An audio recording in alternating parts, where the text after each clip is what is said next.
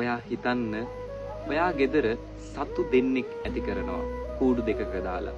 එක කූඩුවක ඔයා ගිරවෙක් ඇති කරනවා. අනිත් කූඩුවේ ඔයා බල්ලෙක්ව ඇති කරනවා.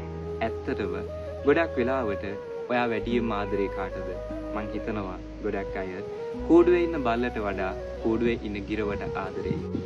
ඇත්තටම ඔයාට මේ දෙන්නගෙන් කවුද වැඩියෙන් ආදරේ? දැනගන්න කරන්න තියෙන එක දෙයයි. කූඩුවේ ඉන්න තාක්කල් ඒක අපිට දැනගන්න බෑ. අරින්න කූඩු දෙකම නිදහස් කරන්න කූඩු දෙකම ඔයාට ඇත්තටම ආදරේ කෙනා ඔයත් එක්ක ඉඳී. ඔයා නිදහස දීලා තියෙද්දි, ඔයා කූඩුවේ ඇරලා තියෙද්දි, ඔයාගෙන් දුරට ඔයාට ආදරේ නැති කෙනා පියාඹල යනවා. බල්ලගේ කූඩුව කොච්චර ඇරලා තියුවත් බල්ල ඔයාව දාලා යන්නේ නැහැ. ඔයාගේ ආරක්ෂාවට ඔයත් එක්කම ඉන්නවා. ගිරවගේ කූඩුව එක මොහොතකටයි ඇරෙන්න ඕනේ. ගිරව ඔයාගෙන් ඈතට පියාඹල යනවා.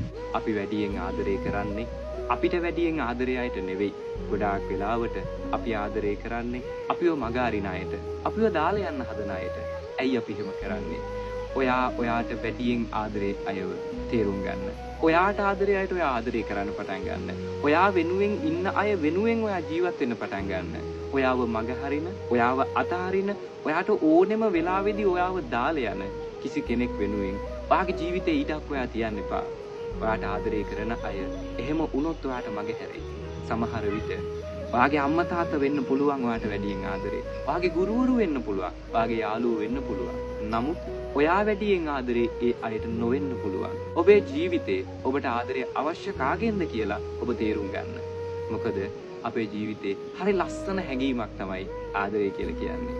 මිනිස්සෙක්ට ගොඩ යන්නත්, මිනිස්සෙක්ට ජීවිතේම වර්ධින්නත් හේතුවක් වෙන්න පුළුවන්. තේරුම් ගන්න ඔයාට කවුද ආදරේ? ඔයා කාටද ආදරේ? හැමෝත් එක්කම සතුටින් ජීවත් වෙන්න.